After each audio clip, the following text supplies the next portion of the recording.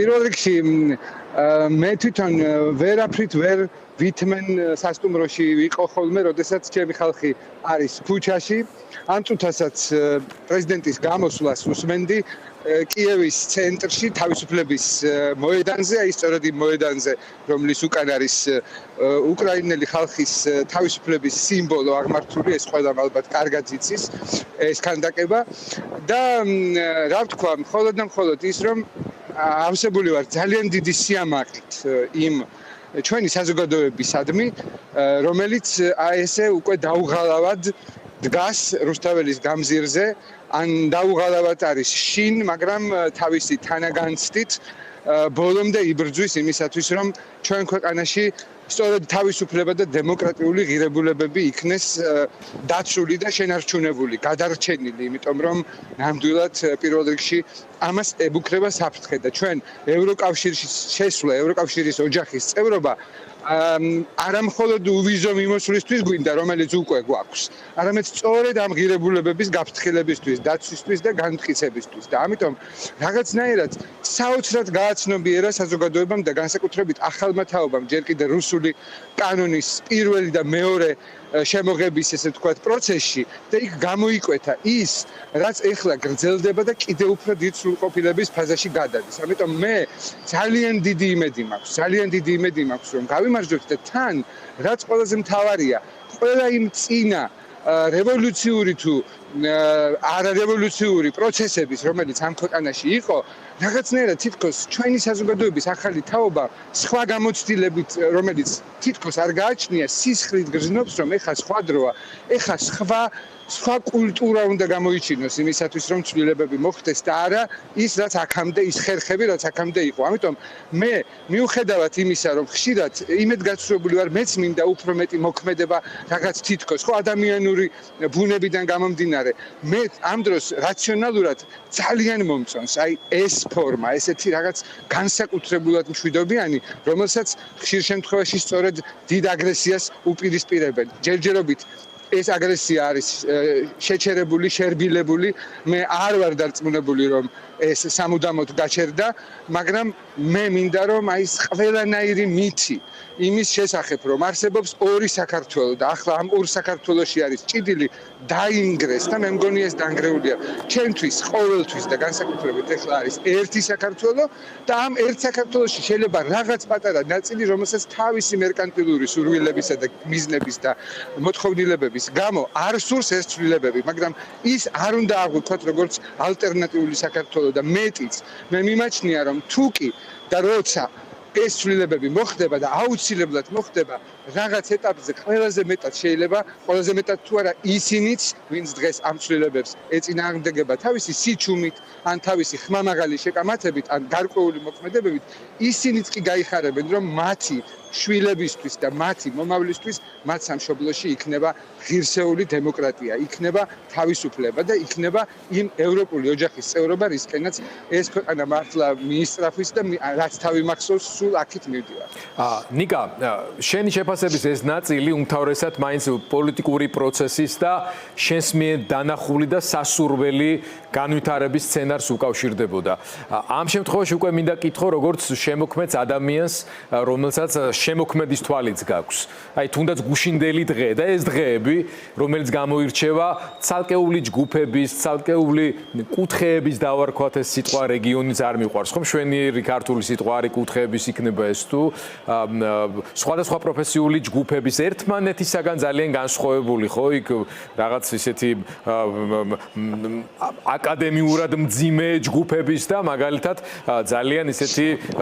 სახალისო გაერთიანებების და ასე შემდეგ, ხო, დაწყებული საფეხბურთო ფანებით და ორბორბლიანების მარშით, ან ისეთივე სერიოზულით და ემოციურად დატვირთული, როგორც დღეს იყო მაგალითად ანწუხელიძის მარშის მსვლელობა. მე მინდა ვთხოვო რეჟისორს, როცა ვისაუბრებთ, ეს ვიდეოც ვაჩვენოთ, რამდენად შთამბეჭდავი იყო ეს ყველაფერი და შენი ამ შემთხვევაში, როგორც აი შემოქმედი ადამიანის თვალით აღქმული ეს საოცრება, რომელიც მათ შორის აი გუშინაც ხორუმის სახით ვიხილეთ, რუსთაველზე რისი დემონსტრირება არის ეს? გიორგი პირველ რიგში ვიდრე პასუხს გაგცემ, რა თქმა უნდა, არ მივცემ ჩემ თავისუფლებას ამ ჩართვაში კიდევ ერთხელ არ ვახსენო და ჩემი პრინციპული პოზიცია არ გამოვხატო იმ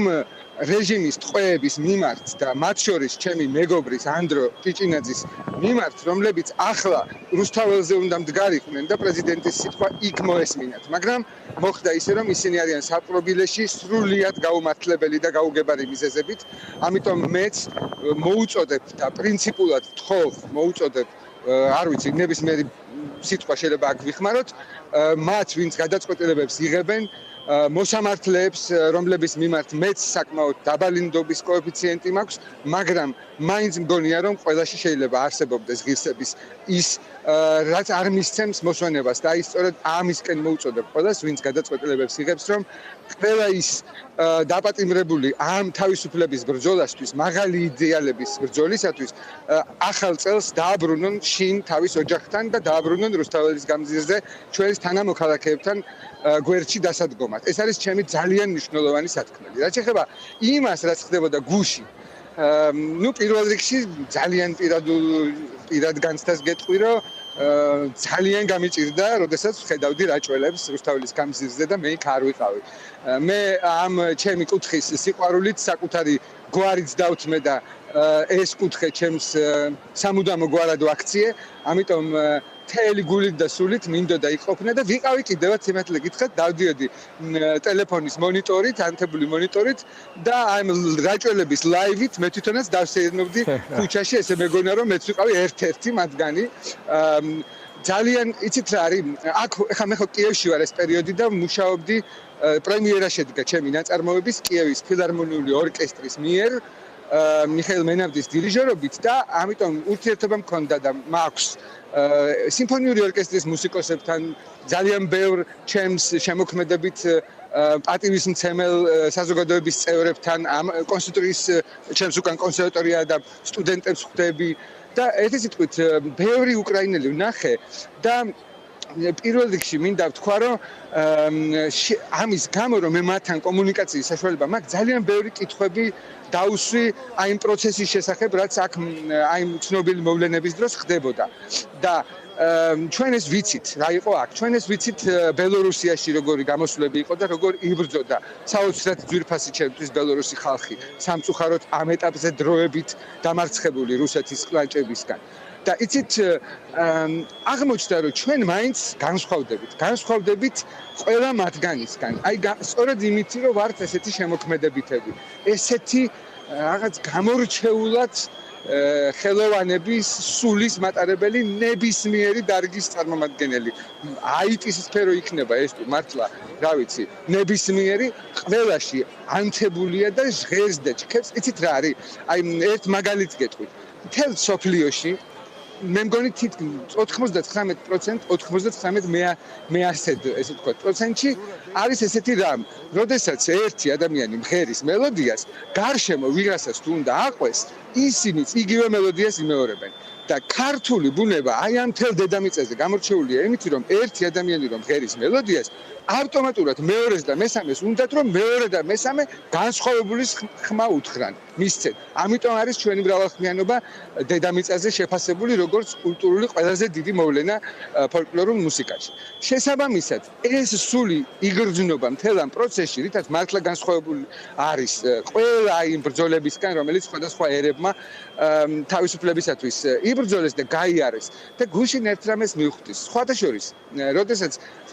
საქართველოს ისტორიას სწავლობდით, კითხულობთ, ამა თუ იმ ფაქტებზე ვფიქრობთ და ვიცოდით, რას გაუძელით მთელი ამ საუკუნეების და ასწლეულების განმავლობაში, ყოველთვის მიკვირდა, მაინც ყოველთვის მიკვირდა, რომ რანაირად მოვახერხეთ გადარჩენა და თვითყოფადობის ენის, სარწმუნოების, ჩვენი მამულის მიწის შენარჩუნება და აი გუშინ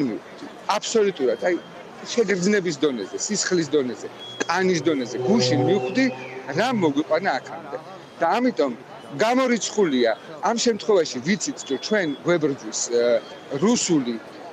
რეჟიმი, ჩვენ გვებრძვის რუსეთი, ჩვენ უნდა პუტინის კრემლის რეჟიმს რომ ვიყოთ მათიანები, მათი გავლენის ესე ვთქვათ სახელმწიფო, იმიტომ რომ მათ მართლა უკვე დიდი პრობლემები აქვთ, ხო? და აქედან გამომდინარე, უნდათ რომ ჩვენ ვიყოთ მათთან და მათ ეთყობა არ აქვს კარგად გაცნობიერებული, რომ ეს მით უმეტეს ამ ახალი თაობის ენერგიის გათვალისწინებით შეუძლებელია ეს გამოუვიდეთ და ამას მიაღწიოთ. შეუძლებელია არ დაგეთახ მონიკა სანამ დაგემშვიდობები შენ ახლა კიევის ცენტრიდან გვერდვები დღეს და არა მარტო დღეს მანიფესტაციებს საქართველოს და ევროკავშირის დროშებთან ერთად რა თქმა უნდა ხშირად ფიგურირებს უკრაინის დროშაც ჩვენ ერთი დიდი საერთო ბრძოლის ნაწილი ვართ და ქართველი ხალხი უკრაინელ ხალხთან და უკრაინაში მებრძოლ ქართველებთან და უკრაინის არმიასთან ერთად რა თქმა უნდა უპირისპირდებით მსოფლიო ბოროტებას. რა განწყობა ახლა უკრაინაში როგორ ვითარება და მათ შორის საქართველოს დამემართებაში რა მოსაზრებები დომინირებს? მე ყოველთვის განვიცდი და სულ ყოველთვის ვფრთხილობ, როდესაც სოციალურ ქსელში ვაქვეყნებ სტატუსს, ან თუნდაც ახლა რომ ძალიან ბევრი ვისაუბრო უკრაინაზე, იმიტომ რომ ეს თემა ძალიან ცუდად ბოროტად იქნა პროპაგანდული, ესე ვთქვათ, მანქანებისთვის, რომელიც ჩვენ ქვეყანაში ძალიან მაღალ დონეზე მუშაობს, მაღალს ჩავსვავდი ბრჭყალებში, მაგრამ იმხელად თანხები ხარჯება, რომ მართლაც ამ პროპაგანდის გავლენის ქვეშ ჩვენი საზოგადოების გარკვეული ნაწილი დღემდე არის მოქცეული და ამიტომ ომი, რომელიც უკრაინაში მიმდინარეობს, ფაქტიურად იყო ერთ-ერთი მთავარი ინსტრუმენტი, როდესაც წინასაარჩევნოდ ჩვენ ბანერებს უყურებდით, როდესაც ისმოდა მთავარი გზავნილი, აბა ომი გინდათ. მინდა ამაზე ერთი რამ ვთქვა, რომ რა თქმა უნდა, ომი აქ გრძელდება, თუმცა სრულიად გაცნობიერებული აქვს უკრაინელ ხალხს, რომ ეს ომი მოიგეს ჯერ კიდევ მაშინ, როდესაც ერთი თვისა და თუ არ ვცდები 10 დღის წარმოუდგენელი სიმტკიცის შემდეგ კიევთან ფაქტიურად კიევის ზღურბლზე მოსული რუსული არმია, როგორც სახმელეთო, ის საერო, მათ გააბრუნეს და ეხლა მხოლოდ ძალიან რუსეთის მოსაზღვრე ტერიტორიებზე მიდის ბრძოლები. ამიტომ პრაქტიკულად უკრაინელმა ხალხმა იცის, რომ ეს ომი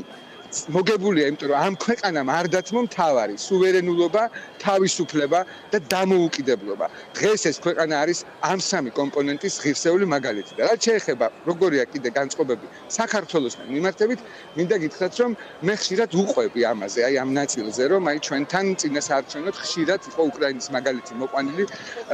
და ყველა ერთ რამეს მეუნება გულწრფელად, ვისაც რა სიტყვებით შეუძლია ეს გადმომცეს და შესაბამისად მე მათ სიტყვებს გადავცემ ჩვენს ტელემაყურებელს, ჩვენს საზოგადოებას. უკრაინელი ჩვენი მეგობრები, რომლებიც უსაზღვროდ გულშემატკივრობენ, მეუნებიან ერთ რამეს, არ ინერვიულოთ. თქვენთან ომი არც ერთ შემთხვევაში არ იქნება, იმიტომ რომ ჩვენ ვიბრძვით, ვფიტავთ და ყველაფერს ვაკეთებთ იმისთვის, რომ რუსეთს აღარ დარჩეს არანაირი ძალა და ენერგია იმისთვის, რომ კიდევ დამატებით სახელმწიფოზე განახორციელოს თავდასხმა და ეს პასუხი მათი მხრიდან ისე სასიამოვნოდ და თბილად და გულიანად ჟღერს და მართლა აი თუ არსებობს სახელმწიფოთა შორის დაძმობა, ძმობა, დობა, დედაშვილობა, მამაშვილობა, აი მე მგონი აი ასეთი გენეტიკურ დონეზე კავშირია ამ ჩვენ ორ ქვეყანას შორის და ამიტომ როგორც უკრაინას ისე საქართველოს ერთნაირად და მთელი გულით ვუსურვებ გამარჯვებას სწორედ აი ამ დიდი და საერთო მტერის წინააღმდეგ.